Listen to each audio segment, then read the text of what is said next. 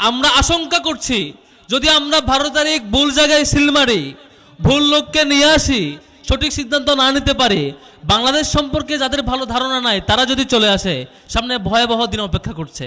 প্রথম ভোট হচ্ছে যে ভোটকে তারেক রহমান সবচেয়ে বেশি ভয় পাইছে, সেটি হচ্ছে হ্যাঁ ভোট। কোন ভোট? বাংলাদেশে যারা সামনে প্রধানমন্ত্রী হইতে চায় তাদেরকে নিয়ে একটা পলিসি ডিবেট করব, মানে দুই পক্ষের দুইজন আসবে, তারা তাদের কথাগুলো বলবে। আমরা আমির জামাতকে তখন অ্যাপ্রোচ করেছিলাম আরো সপ্তাহখানেক আগে, তখন তিনি ওকে করছেন, তিনি আসবেন। ওদিক থেকে আরেকজন যিনি আছেন সম্মানিত তারেক রহমান, তাকেও আমরা বলেছিলাম যে আপনি আসবেন কিনা, তিনি এখন পর্যন্ত কোনো রিপ্লাই দেন নাই। আমাদের প্রত্যাশা ছিল দুইজনেই আসবেন, দুইজনেই জনতার সম্মুখে বলবেন তাদের কথাগুলো। আমরা গত কয়েকদিন ধরে দেখতে পাচ্ছি তিনি সারা দেশে বক্তব্য দিয়ে বেড়াচ্ছেন। সেখানে বদর যুদ্ধের কাহিনী শুনছেন না ওনার মুখে? শুনছেন? তারপরে যেখানে ইপিজেড অলরেডি আছে সেখানে গিয়ে বলছেন যে ইপিজেড তিনি করবেন, শুনছেন না? তারপরে যেখানে ভুট্টা চাষ হয় সেখানে গিয়ে বলছেন কিসের চাষ? সোয়াবিন চাষ, শুনছেন না? এই যে ভয়াবহ অবস্থা, আমি আশাবাদী ছিলাম পার্সোনালি যে হচ্ছে অন্তত তিনি বাংলাদেশ নিয়ে স্টাডি করে আসছেন, যে তিনি বাংলাদেশের সামনে হাল ধরতে চাচ্ছেন এবং সেই অনুযায়ী তিনি পলিসি নেবেন। তিনি যশোরে গিয়ে বললেন যে চিনিকল যেগুলো বন্ধ হয়ে গেছে সেগুলো তিনি চালু করবেন, অথচ ওখানে চিনিকলই ছিল না।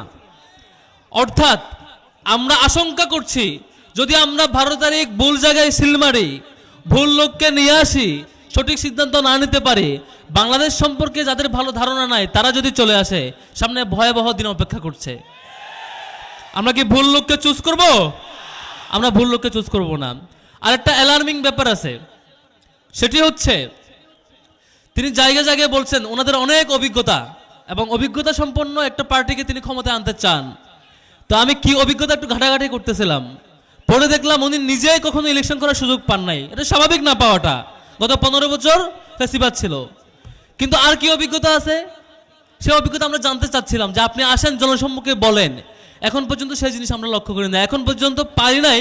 বাট এখনো আমি আশাবাদী আপনারা আপনাদের দলের প্রধান নিয়ে আপনার প্রতিপক্ষ দল যারা আছেন, যেদিন সাহস করতে পারবেন পারস্পরিক ডিবেট করে আপনার পলিসিটা মানুষের সামনে উন্মুক্ত করতে জানাইতে, সেদিন বুঝবো আপনি বাংলাদেশ সম্পর্কে ধারণা রাখেন এবং আসলেই শাসন করতে আপনি যোগ্য। এর আগে আমরা বিশ্বাস করতে চাই না, ঠিক না? সম্মানিত বন্ধুগণ, উনি প্রায় অনেকগুলো সমাবেশে বলেছেন সামনে আসলে বাংলাদেশের অর্থনীতি দাঁড়াবে, বাংলাদেশের অর্থনীতি সক্ষমভাবে দাঁড়াবে। আমি দেখলাম একটু আগে রনি ভাই বলেছেন, সেটি হচ্ছে তাদের প্রার্থীদের মধ্যে অলমোস্ট 60% প্রার্থী হচ্ছে ঋণখেলাপিতে অলরেডি আক্রান্ত। ঋণখেলাপি মানে বোঝেন? ঋণখেলাপি মানে হইল আমি আমার এখন প্রচুর ঋণ, কয়দিন পরে আমি ব্যাংক লুটপাট করব, এটা হলো তাদের অবস্থা। আওয়ামী লীগ যে মাত্রায় ব্যাংক লুটপাট করছে তাদের অন্তত এত পার্সেন্ট ঋণখেলাপিতে আক্রান্ত প্রার্থী ছিল না। আজকে বিএনপি তার চাইতে উজ্জ্বল দৃষ্টান্ত দেখাইলো। তা আমরা আশঙ্কা লক্ষ্য করছি যদি ভুল লোক এই জায়গায় চলে যায়, আপনার দেশের দায়িত্ব ভুল লোককে যদি দিয়ে দেন, কাল বাদে পরশু সকল ব্যাংক আবারও লুটপাটের শিকার হইতে পারে।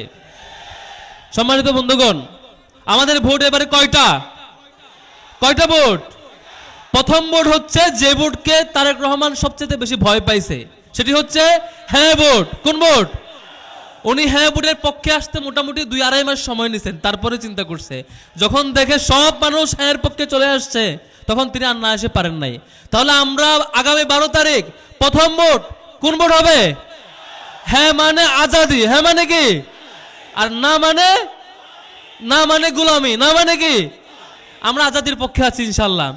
দ্বিতীয় যে ভোট সেটি হচ্ছে সবচেয়ে গুরুত্বপূর্ণ আমাদের জন্য। যদি আগামী 12 তারিখ আমরা যদি ভুল করি, সঠিক সিদ্ধান্ত না নিতে পারি, তাহলে সম্ভাবনা আছে আবারও বাংলাদেশ দুর্নীতির কলার ঘাসে পড়ে যেতে পারে।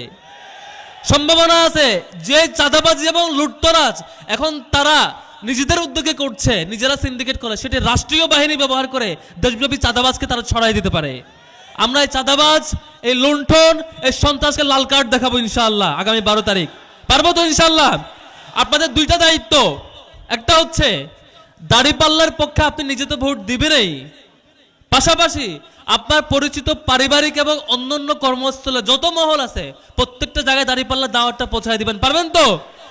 প্রত্যেক ব্যক্তি নিজে তার জায়গায় ইনসাফের অ্যাম্বাসেডর হয়ে জনগণের দ্বারে দ্বারে পৌঁছাবেন, পৌঁছে পৌঁছে বলবেন যে এবারের সিদ্ধান্ত খুবই গুরুত্বপূর্ণ। যদি আমরা সিদ্ধান্ত না নিতে পারি, ৭১-এর পরে ৯০ আসছে, ৯০-এর পরে ৬-৭ পেরিয়ে ৯ আসছে, এখন আবার ২৪ আসছে। বারবার এই ক্রাইসিস আমরা ফেস করতে চাই না।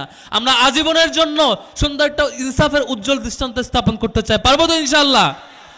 আমরা সেই মানুষকে ভোট দিতে চাই যিনি পিচ্চি বয়স থেকে, শিশু থেকে শুরু করে বৃদ্ধ পর্যন্ত সবাইকে আপন করে নিতে জানে, যাকে অনেক বেশি প্রোটোকল মেনটেন করতে হয়, জনগণ থেকে দূরে থাকতে হয়, যিনি জনগণকে ভয় পায়, দেশ সম্পর্কে কোনো ধারণা নাই, স্টাডি নাই, এবং তার সুন্দর কোনো পরিকল্পনা নেই, তাকে নিয়ে আমরা চিন্তা এখন করতে চাই না আপাতত। তাহলে শেষ করছি আবারও বলে, আগামী ১২ তারিখ কোন মার্কায় ভোট হবে? কোন মার্কা? ১২ তারিখ জিতবে কোন মার্কা? ইনশাল্লাহ সবাই আছি তো ইনশাল্লাহ, এবং প্রত্যেকেই দায়িত্ব নিয়ে আমরা সেই দায়িত্ব পালন করব। সম্মানিত বন্ধুগণ, শেষ করছি, আর 30 সেকেন্ড। আমরা যুবকরা আমাদের ক্যাম্পাসে আমরা আমাদের দায়িত্ব পালন করেছি। ডাকসু, রাকসু, জাকসু, চাকসু, জকসু, প্রত্যেকটা ক্যাম্পাসে শিক্ষার্থীরা সঠিক সিদ্ধান্ত নিয়েছে। ক্যাম্পাসগুলো চাঁদাবাজের করাল গ্রাস থেকে মুক্ত অবস্থায় আছে। এখন বাকি দায়িত্ব আপনাদের। এই যে মুরব্বীরা যারা আছেন, তরুণরা যারা আছেন, ওপাশের নারীরা যারা আছেন, আপনাদের দায়িত্ব। আপনার এলাকা কি হাতে তুলে চাঁদাবাজের হাতে তুলে দেবেন? নিশ্চয় দিবেন না।